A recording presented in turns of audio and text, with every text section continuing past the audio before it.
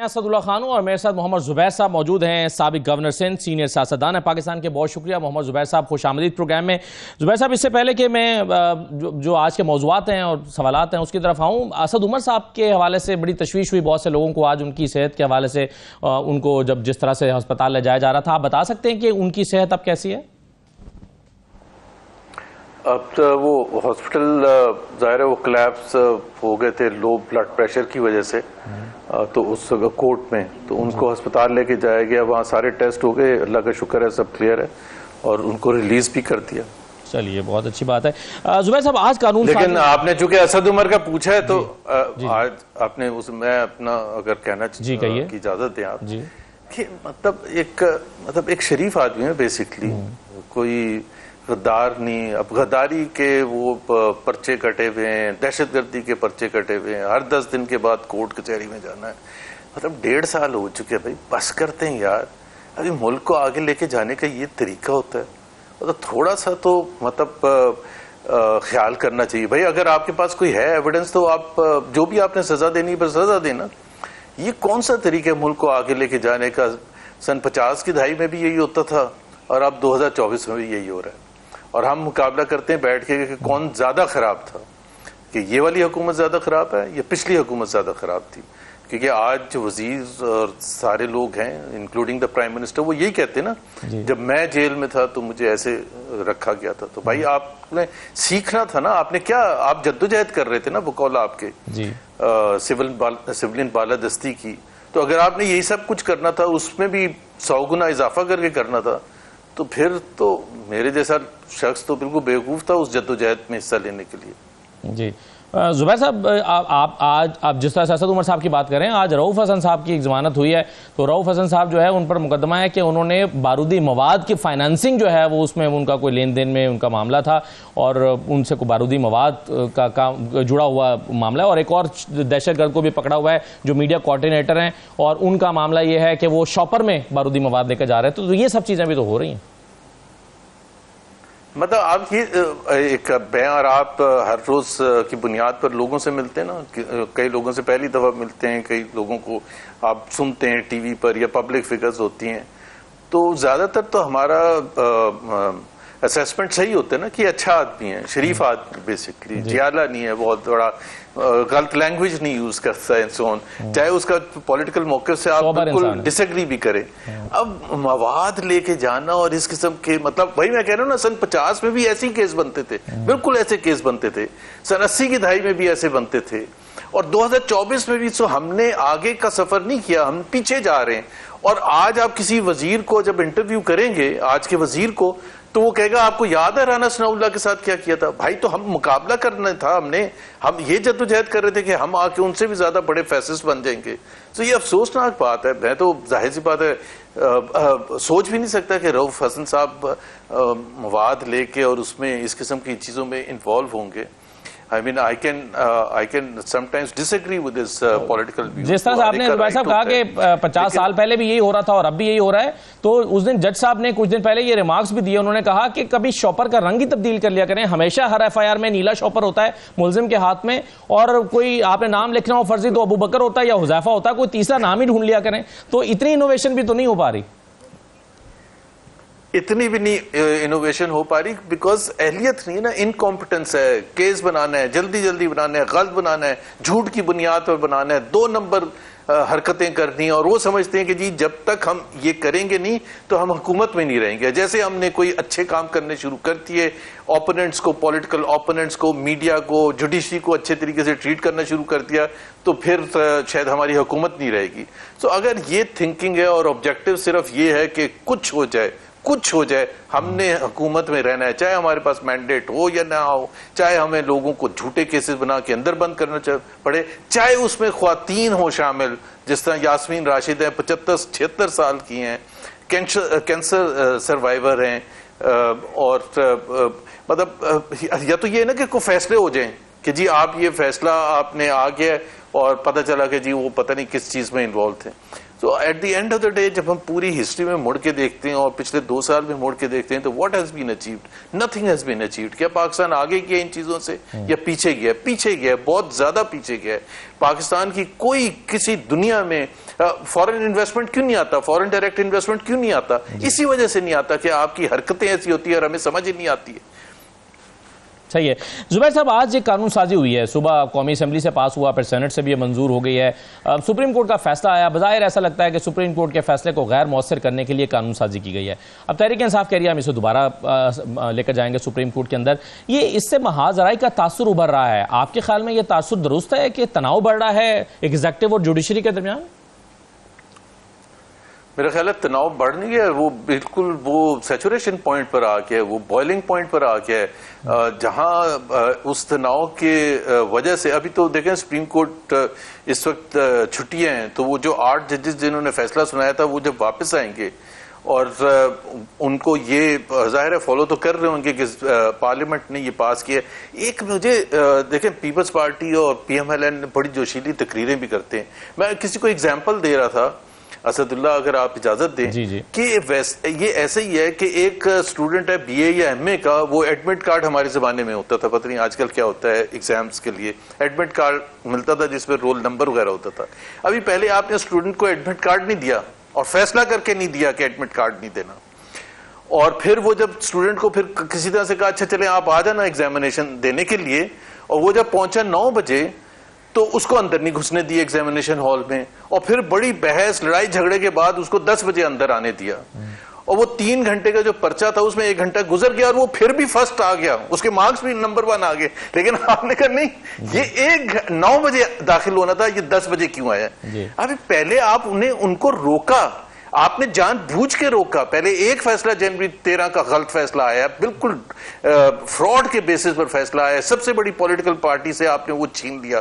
फिर आपने फरवरी 8 और 9 को जो हरकतें की हैं वो सबको पता है, पूरी दुनिया को और आपको ही पता है, और उसके बाद आप रिजर्व सीट्स पर कह रहे हैं कि जी वो तो उनको 3 दिन में फैसला करना था। 3 दिन में नॉर्मल हालात में करना था, 3 दिन में इस तरह से नहीं करना था कि किसी को पता ही नहीं। खुद सुप्रीम कोर्ट के फैसले में जिसमें काजी फाइज भी शामिल हैं उन 11 जजेस में, जिन्होंने ये कहा कि इलेक्शन कमीशन ने गलत इंटरप्रिटेशन की थी जनवरी 13 के फैसले की, जब उन्होंने गलत इंटरप्रिटेशन की थी तो सजा भी वो PTI वालों को ही मिले कि जी आपने 3 दिन में फैसला करना था कि किस पार्टी में आपने जाना है। नहीं, अगर जुबैर साहब अगर तो ये तस्लीम कर लिया जाए कि वो तहरीक इंसाफ के लोग थे, फिर तो उन्होंने 3 दिन में फैसला भी नहीं करना था, मतलब फैसला करने की तो फिर नौबत ही नहीं थी, फिर तो वो थे ही तहरीक इंसाफ के, फिर तो शायद वो 3 दिन वाला वो एक मरहला आता ही ना। देखना प्रियम्बल जो पाकिस्तान के आइन के उसमें क्या लिखा है कि अल्लाह की हुक्मरानी होगी और उसके थ्रू फिर जो अवामी नुमाइंदे हैं जिनको पाकिस्तान के अवाम चूज करेंगे, मुंतखब करेंगे, उसके थ्रू ये मुल्क चलाया जाएगा।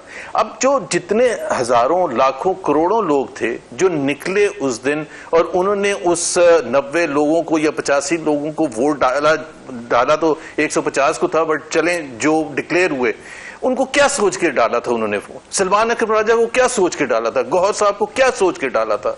उमर अयूब को क्या सोच के? ये PTI के हैं, ये इमरान खान के नुमाइंदे, इसलिए करोड़ों अवाम ने उनको वोट डाला था। और जो सलमान राजा या उमर अयूब या जो भी दूसरे नुमाइंदे थे, अली मोहम्मद वगैरह, उनको भी ये पता था कि हम इसलिए वोट मांग रहे हैं इमरान खान के नाम पर, पाकिस्तान तहरीक इंसाफ के नाम पर वोट मांग रहे हैं।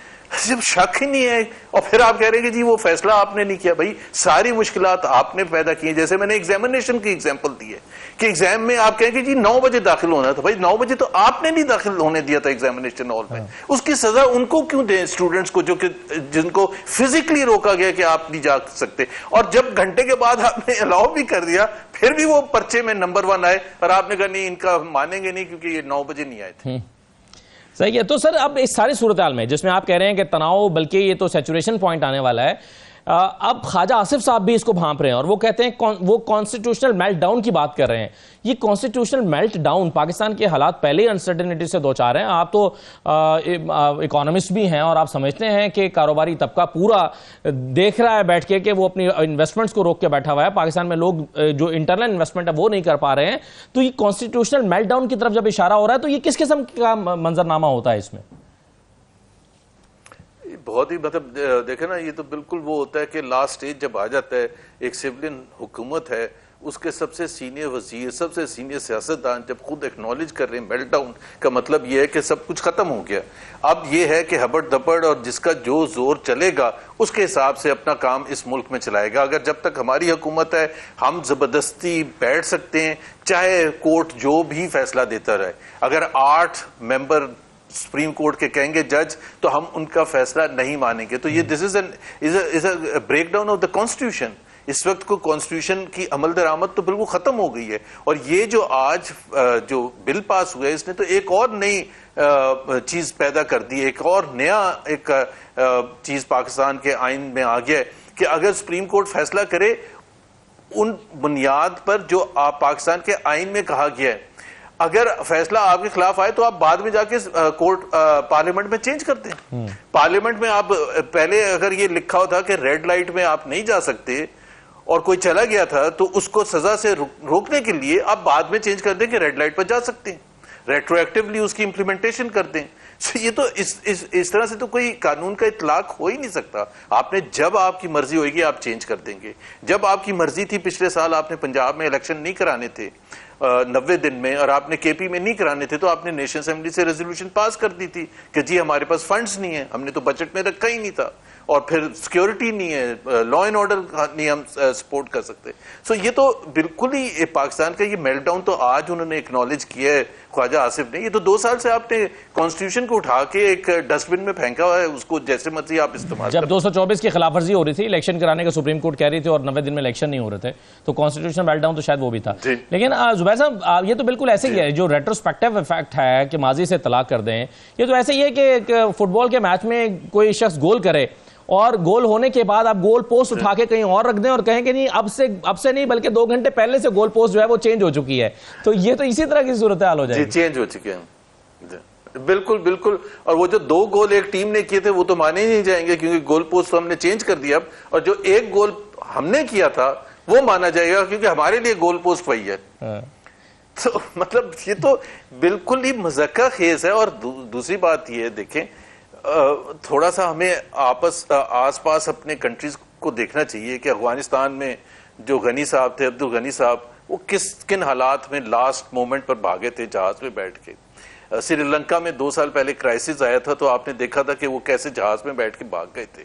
और इसी तरह से अब हसीना वाजिद को 45 मिनट मिले थे। तो ये हमारे खित्ते में हो रहा है। और मैं आपको ये भी कह दूं, जो मेरी नजर में असेसमेंट है कि बांग्लादेश का क्राइसिस इतना डीप नहीं था जितना यहाँ का डीप क्राइसिस है।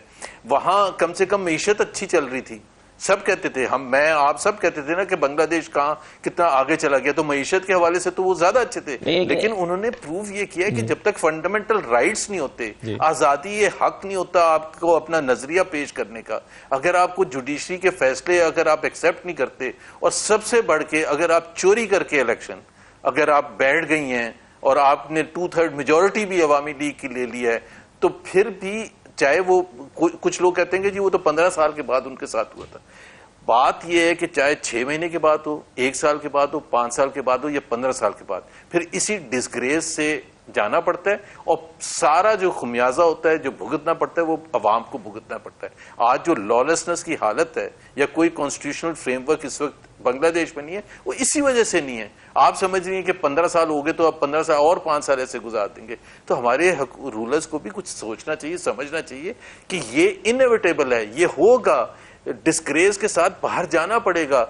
हुकूमत से बाहर, मैं ये नहीं कह रहा वो तो जिसकी जो मर्जी है पाकिस्तान से जाए या ना जाए, बट एक नॉर्मल एक कॉन्स्टिट्यूशनल प्रोसेस के थ्रू चेंज होना फार बेटर है then the way it has happened.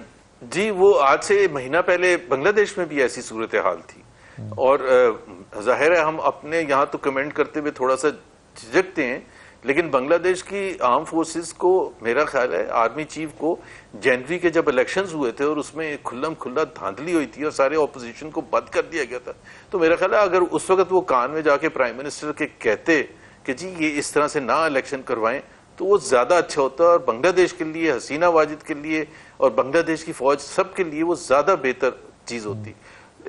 जब वो अटैक बिल्कुल वहां लाखों लोग पहुंच गए, प्राइम मिनिस्टर हाउस के करीब पहुंच गए और अंदर घुसने की कोशिश कर रहे हैं, तो उस वक्त आपने जाके कहा 45 मिनट में आप चले जाएं, तो वो ठीक है। वो उस वक्त उन्होंने साइड चेंज किया बिकॉज जाहिर सी बात है उस लॉलेसनेस को कोई बर्दाश्त ही नहीं कर सकता था। 90 बंदा उसे एक दिन पहले मार दिया था, हसीना वाजिद के ऑर्डर्स पर ही मारा होगा, उनकी हुकूमत थी। बिल्कुल ये वाज़ेह फर्क है, लेकिन वही मैं कहता हूँ ना, ये तो जो इनएविटेबल है, उससे पहले ये अगर इस तरह से वो रोल प्ले करते बांग्लादेश में, तो आज इतना बड़ा क्राइसिस भी ना होता। तो भाई साहब, ये मियां नवाज शरीफ साहब क्यों खामोश हैं इस सारी सूरत हाल में? ऐसा बाज़ दफ़ा महसूस होता है कि वो कहीं नाराज बैठे हैं। कुछ मुलाकातें तो वो करते हैं, चीफ मिनिस्टर पंजाब को, अपनी साहबजादी को उन्होंने बुलाया है, मुलाकात हुई है कि एक बड़ी क्या कहना चाहिए, एक पुरअसरार से मुलाकात है जिसकी कोई बाहर चीज़ नहीं निकली। चैमगोइयाँ ज़रूर हुई हैं, लेकिन उन चैमगोइयों के नतीजे में शायद महसूस होता है कि सब अच्छा नहीं है। तो क्या वजह हो सकती है नवाज शरीफ साहब की खामोशी की?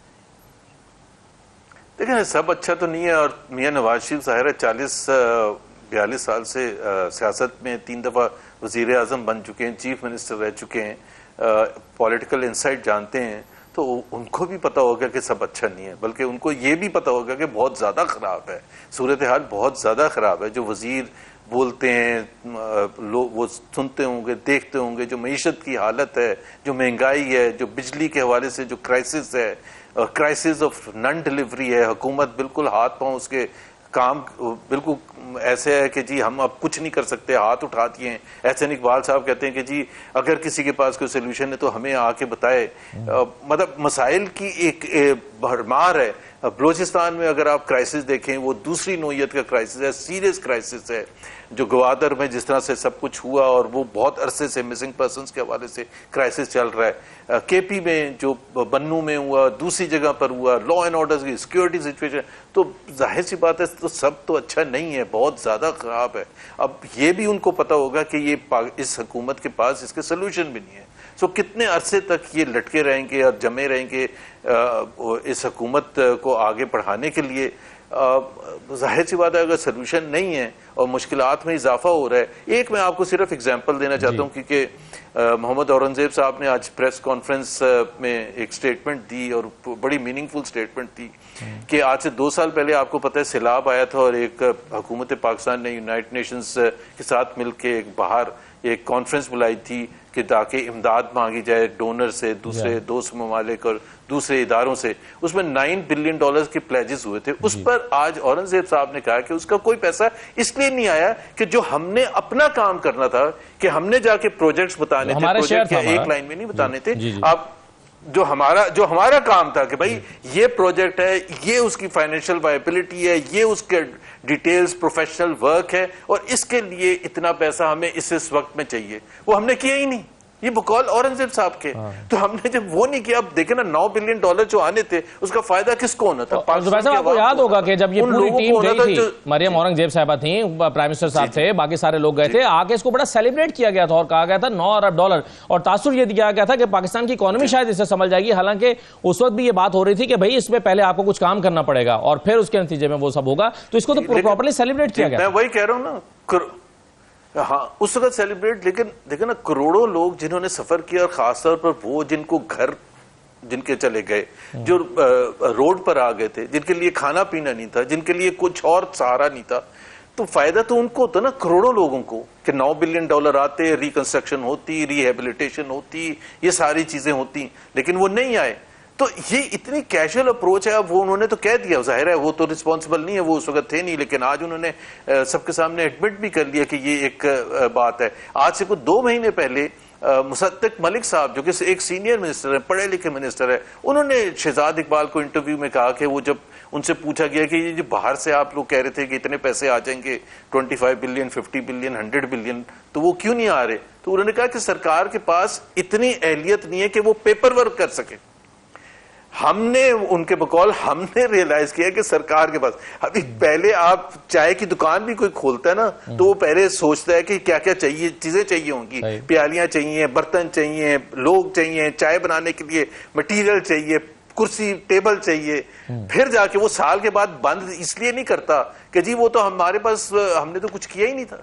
और आप बड़े आराम से कह रहे हैं कि सरकार के पास एहलियत नहीं है पेपर वर्क करने की, तो फिर आपको साइट पर होके और पाकिस्तान के अवाम को बताना चाहिए हमारे पास एहलियत नहीं है और हम नहीं डिलीवर कर सकते। और जाहिर है तो फिर मियां नवाज शरीफ परेशान तो होंगे और होना भी चाहिए उनको। जुबैर साहब, एहसन इकबाल साहब का भी आपने जिक्र किया कि उन्होंने कहा कि अगर किसी के पास सोल्यूशन है तो हमें बताएं। इसको यूं भी देखा जा सकता है कि वो ये कह रहे हैं कि भाई मौजूदा हालात में तो कोई सोल्यूशन है ही नहीं, अगर होता तो क्या हम ना कर रहे होते। तो अगर ये बात दुरुस्त है तो फिर इसको अगर ये फर्ज कीजिए मैंडेट जिसका है, जो दावा कर रहे हैं PTI या इमरान खान को भी वज़ीर-ए-आज़म बना दिया जाए, तो क्या बहुत ही लिमिटेड सोल्यूशंस हैं हमारे पास? कोई इमरान खान भी आके परफॉर्म नहीं कर सकेगा, कोई भी परफॉर्म नहीं कर सकता मौजूदा हालात में? एहसन इकबाल साहब की स्टेटमेंट से तो ये समझ आता है। देखिए, देयर इज नो डाउट कि बहुत सीरियस चैलेंजेस हैं पाकिस्तान की मीशत को लेके। सबसे ज़्यादा तो इम्पॉर्टेंट चीज़ ये है और उसके कोई आसान सॉल्यूशंस नहीं है। लेकिन देखें जमहूरियत का फ़ायदा क्या होता है। फ़ायदा ये होता है कि अगर आपके पीछे अवाम खड़े, अवाम की ताकत है, अगर आप वोट लेके हुकूमत बनाइए, पार्लियामेंट में आपकी जेन्युइन मेजॉरिटी है, तो आप मुश्किल तरीन फैसले करने के अहल होते हैं। और फिर आप अवाम वो मुश्किल बर्दाश्त करने के भी, क्योंकि उनको ट्रस्ट होता है। इस वक्त ट्रस्ट नहीं है, there is a disconnect between the rulers and the people of Pakistan. वो डिस्कनेक्ट जब तक रहेगा उतना ही उनको मुश्किल लगेगा कि हमारे पास कोई सोल्यूशन नहीं है।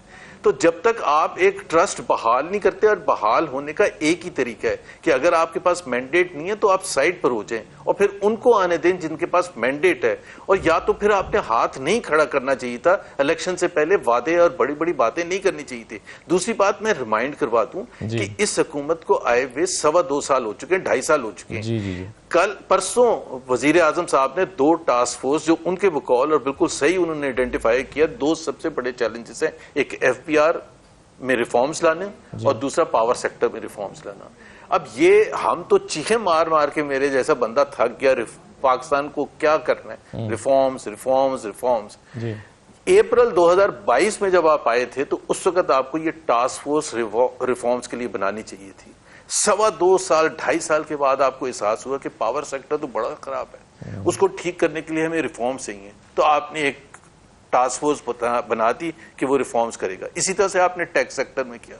अगर ये 2 साल, तो इसका मतलब 2.5 साल जाया हो गया ना पाकिस्तान के अवाम के लिए। भुगतेगा कौन? उसका खमियाजा कौन भुगतेगा? पाकिस्तान के अवाम भुगतेंगे, पाकिस्तान की मिडिल क्लास भुगतेगी, जिनके पास वो सब चीजें नहीं हैं जो कि उनके लिए होनी चाहिए, और जो एक्सपेक्ट करते हैं कोई हुकूमत आएगी तो वो ऐसे एक्शंस इंप्लीमेंट करेगी।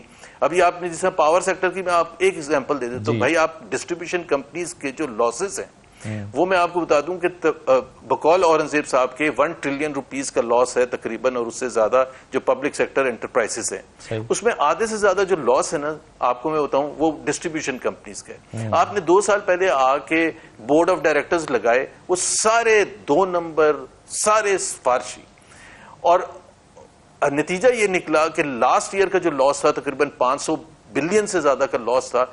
आपने अभी फैसला किया कि वो बोर्ड ऑफ डायरेक्टर्स अच्छे नहीं थे और अब हम प्रोफेशनल्स लगाएंगे। आई मीन, अगर आप हुकूमत को इतने कैजुअल तरीके से चलाएंगे, क्यों नहीं आपने पहली दफा अच्छे बोर्ड ऑफ डायरेक्टर्स लगाए? क्यों नहीं आपने मेरिट पर लगाए? क्यों नहीं आपने प्रोफेशनल लगाए?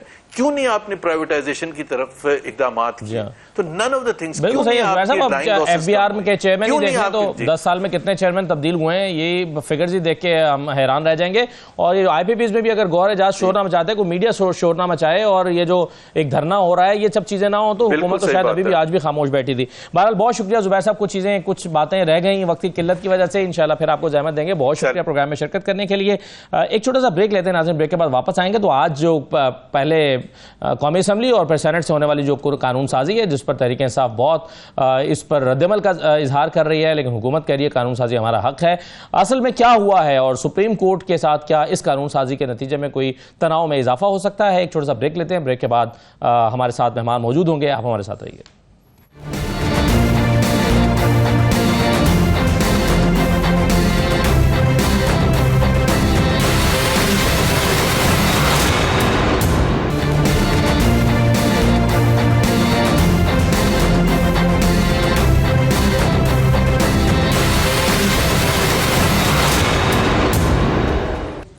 ब्रेक के बाद आपको दोबारा खुशामदीद कहते हैं। इलेक्शन एक्ट तरमीमी बिल कसरत राय से आज मंजूर कर लिया गया है। ऑपोजिशन के हंगामे और शोर शराबे में ये बिल मंजूर किया गया है। इसके दो अहम फीचर्स हैं। एक फीचर तो ये है, इसमें कहा गया है कि मुकर्ररा निशान अलॉट करने से कबल अगर किसी उम्मीदवार ने सियासी जमात से जमात का सर्टिफिकेट जमा कराते हुए किसी मखसूस सियासी जमात के साथ अपनी वाबस्तगी से मुतालिक रिटर्निंग अफसर के सामने बयान हल्फी जमा ना कराया हो, जो इस बात की तस्दीक करता है कि वो इस जमात का उम्मीदवार है, को बतौर आज़ाद उम्मीदवार ही मुतसव्विर किया जाएगा, ना कि किसी सियासी जमात का उम्मीदवार तस्वुर किया जाएगा। यानी वो 41 लोग जो मुंतखब होकर पार्लियामेंट में तो आ गए, लेकिन उनकी हैसियत आज़ाद है। अब वो किसी और पार्टी में जाने का, और वो एक पार्टी में चले गए, वो दूसरी पार्टी में नहीं जा सकते। फिर इसमें एक और अहम चीज़ ये कही गई है कि अगर कोई सियासी जमात मज़कूरा बयान करदा मुजव्वज़ा मुद्दत के अंदर मखसूस नशस्तों के लिए अपनी फहरिस्त जमा कराने में नाकाम रहती है, वो इस मरहले के गुजर जाने के बाद मखसूस नशस्तों के कोटे के लिए अहल नहीं होगी।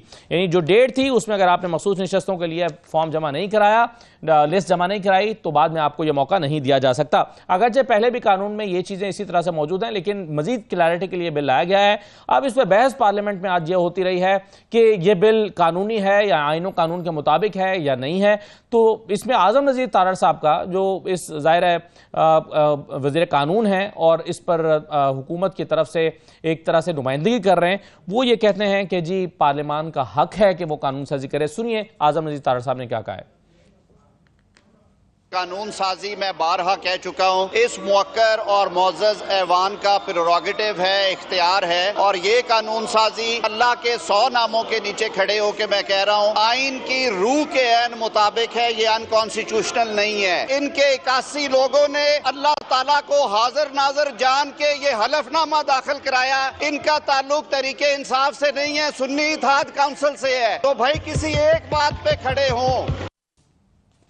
उमैन साहब हमारे साथ मौजूद हैं, आपको खुशामदीद कहते हैं। हाफिज एहसान साहब हमारे साथ मौजूद हैं, आपको भी खुशामदीद। तो उमैन साहब ये बताइए कि ये जो वजाहत कर रहे हैं आज़म नज़ीर तारड़ साहब, एक तो वो कहते हैं कि ये कानून साजी पार्लियामान का हक है, दूसरा वो कह रहे हैं कि भैया आप अल्लाह को हाजिर नाजिर जान के कह चुके हैं कि आप सुन्नी इत्तेहाद काउंसिल में चले गए हैं, तो उस पर मौजूद रहें, कायम रहें उस पर।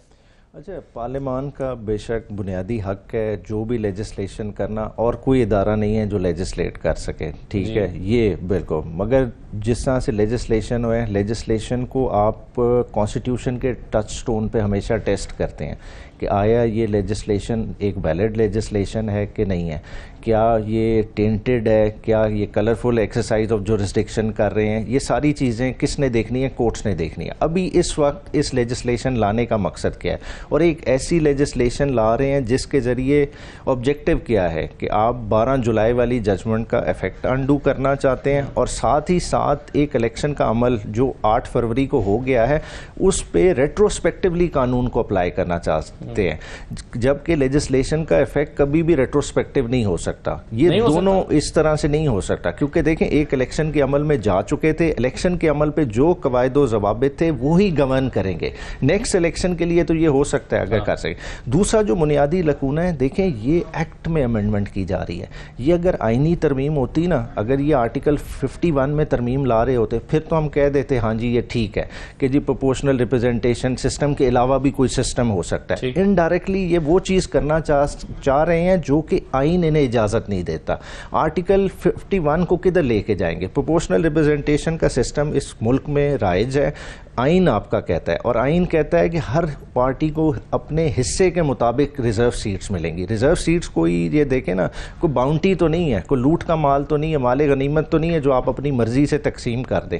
उसके वज़ा किए हुए हैं प्रिंसिपल्स, वो उन्हीं के लिहाज से तकसीम होना है। तो ये खाली पंडोरा बॉक्स इस वक्त इसलिए खोला जा रहा है ताकि इन्हें कुछ ब्रीदिंग स्पेस मिल जाए, इलेक्शन कमीशन को एक कवर मिल जाए, उस कवर के तहत वो किसी तरह से कोई जवाब जमा कराए सुप्रीम कोर्ट में कि जी इस बुनियाद पे हम आपका फैसला इंप्लीमेंट नहीं कर सकते। तो ये दोबारा से क्वेश्चन सुप्रीम कोर्ट में चला जाए और किसी तरह से इसको तवालत दी जाए, और इसका कोई मकसद नहीं है। सही है, आप ये कह रहे हैं कि रेट्रोस्पेक्टिव तो ये हो ही नहीं सकता, क्योंकि एक कानून के तहत साहब अगर एक कानून मौजूद है, आप जाहिर है उसी के तहत इलेक्शन में जाएंगे ना। आप एक कानून के तहत इलेक्शन करा दें, फिर आप नया कानून रख के उसका माजी से तलाक कर दें, तो वो तो इलेक्शन तो हो चुका है पुराने कानून के मुताबिक, ये कैसे कर सकते हैं आप? बिस्मिल्लाहिर्रहमानिर्रहीम। असद एक तो ये है कि ये जो अमेंडमेंट्स आई हैं इसके अंदर दो राय नहीं है कि पार्लियामेंट की ये लेजिस्लेटिव कॉम्पिटेंसी है, पार्लियामेंट कर सकती है, रिट्रोस्पेक्टिव इफेक्ट भी दे सकती है, प्रोस्पेक्टिव इफेक्ट भी दे सकती है, और अल्टीमेट डिसाइड करना होता है। अगर उसको लॉ को वायरीज के तौर पे चैलेंज कर दिया जाए, जो आपका आर्टिकल 8 से लेकर 28 तक है,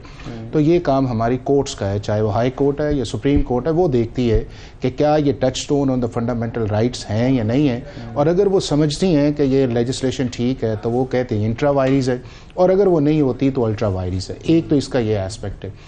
दूसरा उसका एस्पेक्ट्स ये है कि इलेक्शन लॉज जो हैं वो बड़े क्लियर इस मामले के अंदर, और मैं इसमें ये कि 3 चीज़ों की तरफ उन्होंने इशारा किया इन अमेंडमेंट्स के अंदर जी। एक, उन्होंने सेक्शन 66 के अंदर अमेंडमेंट की है, और हमेशा से इस तरह से होता ये है कि जब भी कोई पार्टी अपने कैंडिडेट्स को फील्ड करती है या उनके कवरिंग कैंडिडेट्स भी जब आते हैं तो till the time of allocation of symbol जो है वो सारे के सारे उस पॉलिटिकल पार्टी को क्लेम कर रहे होते हैं, लेकिन फाइनल जो उसके अंदर रिजल्ट्स निकलता है कि किसने लड़ना है, वो आपका एक पार्टी हेड जो है ना, पार्टी हेड जो है वो एक सर्टिफिकेट देता है टिकट का, या उसका जनरल सेक्रेटरी उसे ऑथोराइज कर देता है, और वो आप जाके रिटर्निंग ऑफिसर के पास जमा करवाते हैं, और रिटर्निंग ऑफिसर जो है जिसकी फेवर के अंदर आता है उसको वो टिकट अलॉट कर देता है, यानी कि इलेक्शन सिंबल अलॉट कर देता है, और उसके बाद वो प्रिज्यूम ये किया जाता है कि वो उस पॉलिटिकल पार्टी का कैंडिडेट है।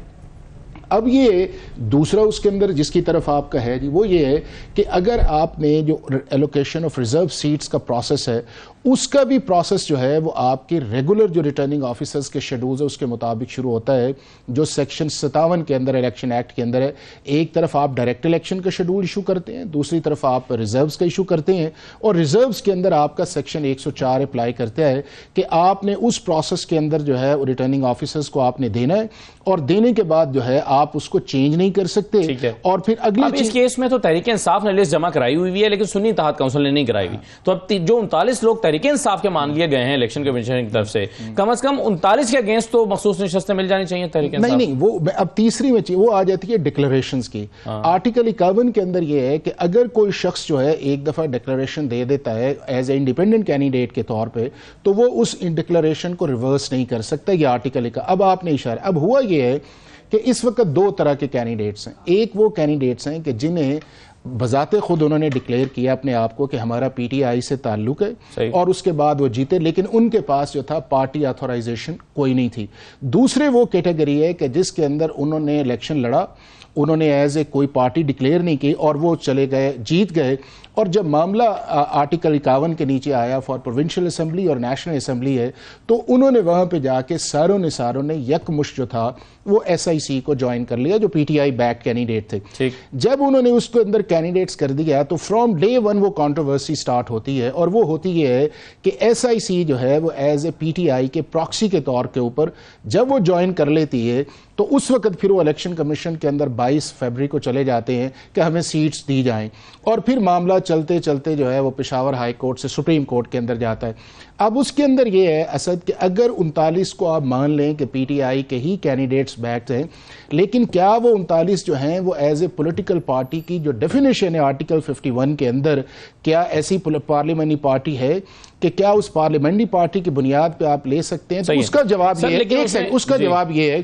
कि अगर आपने इलेक्शन सिंबल के ऊपर इलेक्शन नहीं लड़ा और आपने रूल 94 को कंप्लाई नहीं किया, इलेक्शन कमीशन ने गलत किया नहीं, इलेक्शन 39 लोगों को नोटिफाई करके। देखें असद, जो उन्होंने किया है, उन्होंने ये काम किया है कि इलेक्शन कमीशन ने जो कंप्लायंस पार्ट की वो उन्होंने पूरी की है, लेकिन क्या वो 39 जो हैं वो 51 के नीचे एलोकेशन ऑफ रिजर्व सीट्स के लिए इंटाइटल्ड है? उसका कॉन्स्टिट्यूशनल जवाब है नहीं है। वो इसलिए नहीं है, नहीं तो इस तरह से तो वो 39 जो हैं वो पीटीआई के डिक्लेयर भी नहीं हो सकता ना, क्योंकि वंस वो सुन्नी इत्तेहाद काउंसिल में चले गए हैं आजाद मुंतखब होके, तो उनको इलेक्शन कमीशन दोबारा नोटिफाई क्यों कर रहा है? उसको सिर्फ उन्होंने उसका जो एज दिया है वो दिया है कि जब उनके पेपर्स गए थे सुप्रीम कोर्ट ऑफ पाकिस्तान के अंदर, तो उन्होंने कहा इलेक्शन कमीशन ने उस वक्त गलत किया था। बिल्कुल गलत किया है ना, कि देखें आप डबल्स तो नहीं ले सकते, या आप ये कहें कि 51 के अंदर आप इलेक्शन कमीशन की आधी गलती तस्लीम करते हैं, आधी नहीं मानते। नहीं, वो आधी इसलिए गलती तस्लीम में कर रहा हूं ना कि जो अगर देखे ना कि यही वो गलती थी कि जिस तरफ इन्होंने भी इशारा किया है कि ना पीटीआई एंटाइटल थी ना दूसरी पॉलिटिकल पार्टी एंटाइटल थी, ना SIC एंटाइटल है।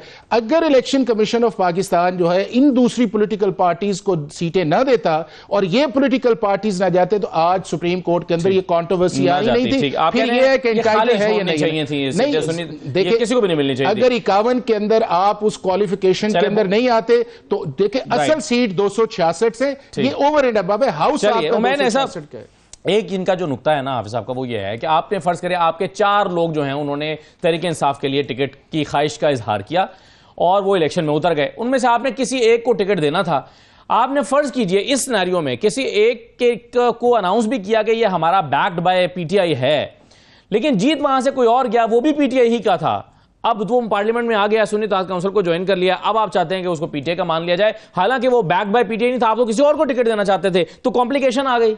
देखिए PTI का क्योंकि ये सारा प्रोसेस जिस वक्त हो रहा था तो पूरी तरह से आइडिया था पार्टी को कि सिंबल हमसे छिन जाना है, जिस तरह से इलेक्शन कमीशन का रवैया था, इसलिए नजरियाती वाले भी, और उसके अलावा बहुत सारे लोगों ने इसी वजह से वो कॉलम खाली छोड़े। ये 39 वो लोग हैं जिनका कोई पार्टी टिकट साथ नहीं लगा हुआ क्योंकि PTI के पास तो सिंबल ही नहीं था। ये वो लोग हैं जिन्होंने डिक्लेरेशन के फॉर्म में PTI लिखा हुआ है, तहरीक इंसाफ। इस वजह से ये 39 लोग उस कैटेगरी में आ गए। बाकी लोग क्योंकि मसला है कि अगर वो चूंकि वो उन्होंने PTI का लिखा हुआ था, डिक्लेरेशन भी दिया हुआ था, फिर वो सुन्नी इत्तेहाद काउंसिल में क्यों गए? किस तरह गए? ठीक नहीं, फिर वो क्यों गए? फिर वो कहते कि हम तो PTI में ही हैं भाई, क्योंकि PTI में कबूल ही नहीं कर रहे थे ना, PTI एज ए जमात। ये तो डिबेट ही पहली दफा सुप्रीम कोर्ट में जब सिंबल वाली जजमेंट डिस्कस होनी शुरू हुई तो तब इलेक्शन कमीशन से पूछा गया कि आप किस तरह से एज ए पोलिटिकल पार्टी इन्हें डिनाई कर सकते हैं। हालांकि सलमान राजा साहब की उस वक्त एक पिटीशन भी मौजूद है, उन्होंने हाई कोर्ट में फाइल की, सुप्रीम कोर्ट तक पहुंचे, वो सुप्रीम कोर्ट ऑफिस तक पहुंचे कि PTI एज ए पार्टी मौजूद है, आप कम से कम खाने में मुझे इंडिपेंडेंट ना लिखें। इन्होंने तब भी उन्हें एज इंडिपेंडेंट लिखा और मर्जी का निशान दिया। चले मर्जी का निशान तो आप दे देते, मगर खाने में आप आज़ाद नहीं लिख सकते थे, आप उन सारों को पाकिस्तान तहरीक इंसाफ लिखते, तो ये भी उस स्टेज पे ज्यादती की गई। अब देखें खाली मकसद क्या है, देखें इन सीटों से ना तहरीक इंसाफ की कोई गवर्नमेंट बन जानी है, देखें इससे लार्जर इशू ये है कि PTI का मैंडेट चोरी हुआ है और ये पार्लियामेंट इसी तरह स्ट्रगल करती रहेगी जब तक वो मैंडेट रेस्टोर नहीं होता। ये खाली एक है कि आप सुप्रीम कोर्ट को इस लेजिस्लेशन से फर्दर कंट्रोवर्शियल करने की कोशिश की जा रही है। हालांकि देखें फैसले होते हैं इम्प्लीमेंट करने के लिए, आप उन्हें इम्प्लीमेंट करें, पसंद नहीं भी होते, कई दफ़ा होते हैं आपको करने पड़ते हैं, और इसमें ऐसी कोई उन्होंने कोई नॉवल बात नहीं की जो आउट ऑफ द बॉक्स हो। देखें साइडें भी चेंज होती रहती है और कल को साइडें भी चेंज होंगी, मगर अल्लाह ना करे पाकिस्तान में दोबारा ऐसे हालात किसी पॉलिटिकल पार्टी पे आए कि उनसे सिंबल छिन जाए और इन हालात में इलेक्शन लड़ना पड़े। तो इस ब्रॉडर सिनेरियो में देख के एक स्टेप फॉरवर्ड लेना चाहिए, क्योंकि मसला ये है कि सीटों से देखें 20-25 चले डिले भी कर लेंगे, कोई 10 अब आ जाएंगे, 10 बाद में आ जाएंगे, उससे कोई फ़र्क नहीं पड़ेगा। मगर हो क्या रहा है कि हमारी जो जमहूरियत की बुनियादें हैं वो खोखली होती जा रही हैं। सही है। तो इसमें एक चीज़ उन्होंने कहा कि आप सुप्रीम कोर्ट की जो जजमेंट है उसको इम्प्लीमेंट करना पड़ता है। ये आपके ख्याल में आज की कानून साजी से हाफ़िज़ साहब ये नहीं है कि एक रास्ता खुल जाएगा? इस तरह तो कोई भी सुप्रीम कोर्ट जजमेंट दे, हुकूमत कहे कि जी हमारा आइन कानून साजी हमारा हक है, हम तो ये कर सकते हैं, वो जाएं और उसके रास्ते में बंद बांधने के लिए उसके ऊपर कानून साजी करें, उसका माजी से तलाक करें और कहेंगे जी जजमेंट तो इम्प्लीमेंट नहीं हो सकती। तो इस तरह सुप्रीम कोर्ट को तो गैर मौसर करके नहीं छोड़ दिया। मैं आपको बता, असल बात ये है कि ये जो सारा आपके सामने ये मैस इस वक्त क्रिएट हुआ है ना, ये कोई एक दिन की बात नहीं है, ये 12-13 साल से ये मैस जो है ये स्टार्ट हुआ है। और उस मैस के अंदर बुनियादी वजह क्या है, वो ये है कि ये पॉलिटिकल पार्टीज जो है एक दूसरे की एग्जिस्टेंस को नहीं मानती। जब नहीं मानती तो वो कंट्रोवर्सीज जो हैं वो आपको पार्लियामेंट में भी नजर आती हैं और वो आपको पार्लियामेंट से बाहर सुप्रीम कोर्ट के अंदर भी आती। अब जिस लेजिस्लेशन की तरफ इशारा किया गया है, आप 2013 से लेके 2024 तक आए, सिर्फ 3 मौके ऐसे हैं जहां के ऊपर ऑपोजिशन और जो ट्रेजरी था वो इकट्ठे था। नवाज शरीफ साहब के दौर के अंदर जब 21st कॉन्स्टिट्यूशन अमेंडमेंट आई तो सारे वन गो के अंदर गए, उसके अलावा आपको कोई एग्जाम्पल नहीं मिलती और वो आपके सामने आमी पब्लिक का आया। उसके बाद दूसरी कैटेगरी आपके सामने वो आई कि जो जनरल बाजवा साहब की एक्सटेंशन थी, उसके अंदर भी ये सारी पॉलिटिकल पार्टीज जो थी यकमुश्त गई हैं और किसी ने कोई एतराज़ नहीं किया। और तीसरी जो लेजिस्लेशन थी वो आपकी थी फेटफ के अंदर, कि जिसके अंदर वो ग्रे लिस्ट वाला मामला था और आपने सर्टेन लॉज को करना था, उसके अंदर भी गई हैं। अब इन तीनों चीज़ों के अंदर आप देखें तो अगर आप इसका बैकग्राउंड देखें तो क्या ये तीनों जो लेजिस्लेशन है ये इन्होंने खुद इंडिपेंडेंट तौर पर की हैं? अगर इन्होंने इंडिपेंडेंट तौर पे नहीं किए तो बिल्कुल एक अलग सब्जेक्ट पे नहीं मैं उसलिए आ रहा हूं। मेरा सवाल तो यह है कि सुप्रीम कोर्ट ने एक जजमेंट दी है, उस सुप्रीम कोर्ट की जजमेंट को इंप्लीमेंट होना चाहिए या ऐसे तरीकों से रास्ता रोक देना चाहिए? वो इसलिए नहीं इंप्लीमेंट हो रही अभी तक कि सुप्रीम कोर्ट ने 12 जुलाई के अंदर बजाते खुद कहा है कि मेरी इंप्लीमेंटेशन के अंदर अगर कोई प्रॉब्लम आपको है तो इलेक्शन कमीशन और पीटीआई मेरे पास आ जाए। न्याजी साहब हमारे दोस्त हैं, सुप्रीम कोर्ट जजमेंट में ये कहां कहा है उन्होंने कि अगर आपका दिल ना चाहे इंप्लीमेंट करना तो आप कानून साझी कर लीजिए?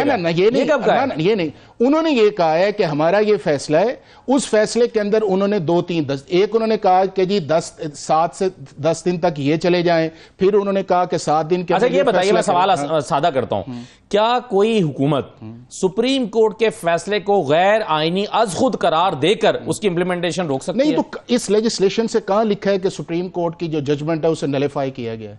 बताएं क्या वो इंप्लीमेंट हो जाएगी? किसका? क्या नहीं, क्या वो इंप्लीमेंट हो जाएगी? नहीं, देखे ना कि मामला तो सुप्रीम कोर्ट के अंदर है। इन्होंने जिन 3 पॉइंट्स पे मैंने आपसे कहा है कि रिटर्निंग ऑफिसर के सामने डिक्लेरेशन आप वापस नहीं ले सकते, और तीसरा आपकी पार्टी लिस्ट 104 के मुताबिक आनी चाहिए उस शेड्यूल के अंदर। तो ये इन तीनों के ऊपर तो पहले भी सुप्रीम कोर्ट डिक्लेयर कर चुकी है, यानी कि हमारी पार्लियामेंट के अंदर ये इनबिल्ट चीजें।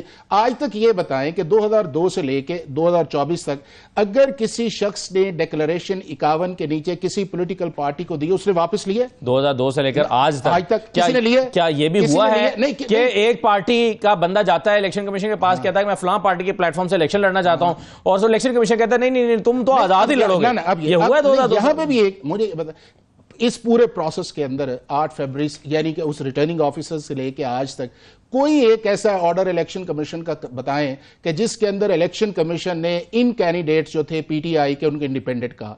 ये वो लोग हैं कि जब रिटर्निंग ऑफिसर्स के पास गए, रिटर्निंग ऑफिसर्स ने जब उनको चूंकि निशान नहीं था, उससे पहले आपके ट्रिब्यूनल्स भी बने हुए थे। अगर इनका कोई ग्रीवेंस उसके अंदर था तो ये स्पेशल जज के पास चले जाते जो ट्रिब्यूनल्स है, और 85 से 90% लोग थे। अब सलमान राजा वाली बात भी है। सलमान राजा वाला मामला जब सुप्रीम कोर्ट के ऑफिस, सुप्रीम कोर्ट ऑफिस में उन्होंने ऑब्जेक्शन लगाया, उस ऑब्जेक्शन के बाद जो टाइम था वो नहीं गया। काजी फैसल साहब ने वजाहत की, उन्होंने कहा कि नहीं हमारे पास नहीं आया, चले फिर और हमारे ऑफिस में है, फिर और आगे चले जाए। उसके बाद ये था कि जब पता था इस चीज के अंदर के निशान जो है उसके बगैर नहीं है, तो फिर अटेम्प्ट उसी पार्टी की करनी चाहिए थी ना जिसने इन दोनों बातों का जवाब। और यही आपके चीफ जस्टिस या जजेस ने कहा कि अगर पीटीआई अपने केस को लेके आती तो मुख्तलिफ होती। बिल्कुल, ये बार कहा है बहुत। यही वो झगड़ा। इसका जवाब नहीं हिसाब से लेते हैं, छोटा सा ब्रेक ले रहे हैं, ब्रेक के बाद वापस आते हैं।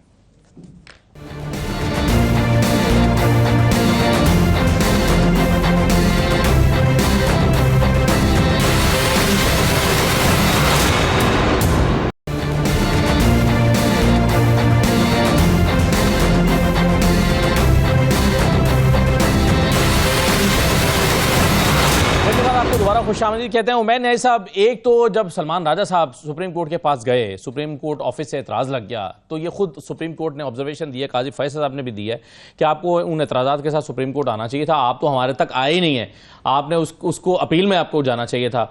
उस पर सलमान राजा साहब कहते हैं कि जिस दिन थोड़े रह गए थे, 2 तारीख को ही आया, 8 तारीख को इलेक्शन था, तो हम क्या करते। दूसरी बात यह है कि चलिए आप आज़ाद उम्मीदवार के तौर पर ही सही है, जिस अंदाज में भी आप 90 लोग जीत गए, तो तहरीक इंसाफ में जाने का फैसला क्यों नहीं किया? जो अभी आप साहब भी कह रहे हैं, सुप्रीम कोर्ट में भी ये कहा जा चुका है, आप सुन्नी इत्तेहाद काउंसिल की बजाय तहरीक इंसाफ में ही चले जाते तो आज ये कॉम्प्लिकेशन ही ना हो रही होती। अच्छा देखिए, उस वक्त ये चीज़ें भी सारी डिबेट चलती रही। देखें उस वक्त वादतुल मुस्लिमीन वाला भी एक चैप्टर, बहुत लंबी डिबेट पार्टी के अंदर चली कि जी ज्वाइन करना है, वो पार्लिमानी पार्टी हो ना हो। मगर जिस तरह का माहौल था, देखें हमारे लिए उस वक्त सबसे ज़्यादा इम्पोर्टेंट क्या था कि अपने बंदों को कवर देना। क्योंकि प्रॉब्लम जो सबसे बड़ा इंडिपेंडेंट के साथ प्रॉब्लम क्या होता है कि खींचातानी कोई किसी वक्त भी जा सकता है। ये तो इमरान खान साहब की वजह से एक इतना बड़ा इनकलाब आ गया कि 90 में हार्डली एक बंदा है जिसने हमारे टिकट पे हमारी सपोर्ट से लड़ा हुआ, जो स्लिप करके जिसने नून ज्वाइन कर ली, ठीक है, वरना बाकी के बाकी सारे के सारे एक कवर में रहे। तो उस वक्त ज़्यादा इंपॉर्टेंट ये हुआ था कि कवर शेल्टर प्रोवाइड करें। हालांकि KPK में हम सारों के सारों को इंडिपेंडेंट भी रख लेते, गवर्नमेंट तो हमारी ही बन रही थी, तो कवर देने के चक्कर में ये जो है ना फैसला किया गया कि SIC अप्रोप्रिएट फोरम है और उस तरह से ज्वाइन कर लिया। अब क्योंकि देखिए साहब की वजह से आप लाहौर की बात कर रहे हैं, शेख वहील असगर के मुकाबले में जो लड़े थे, हाँ जी, उन्होंने पार्टी का डिक्लेरेशन दिया हुआ था। अब ये इंटरेस्टिंग है, इस चीज को तो देखना चाहिए, क्योंकि आज आपने ये तो क्योंकि जिस तरह की ये लेजिस्लेशन ले आए, अगर ये लेजिस्लेशन स्टैंड कर गई तो वो साहब का तो फेट सील हो जाएगा, क्योंकि वो तो डिक्लेरेशन हमें तो परेशानी नहीं, देखिए को रोकने के लिए किया गया ना।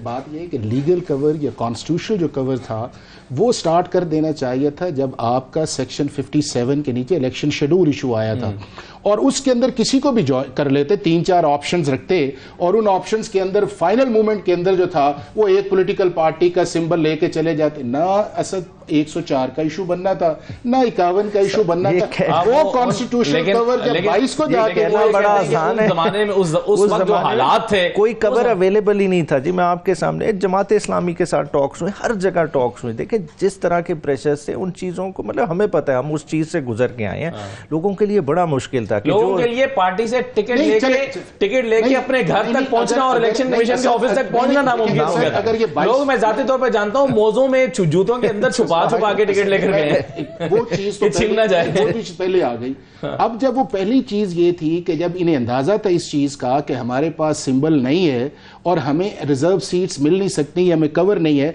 तो दूसरा ये भी तो अंदाजा होगा ना कि एक ऐसी पॉलिटिकल पार्टी जिसने इलेक्शन ही नहीं लड़ा और उसके प्रेसिडेंट ने भी नहीं लड़ा, वो किस तरह कॉन्स्टिट्यूशनल कवर आर्टिकल 51 के अंदर जा सकता है।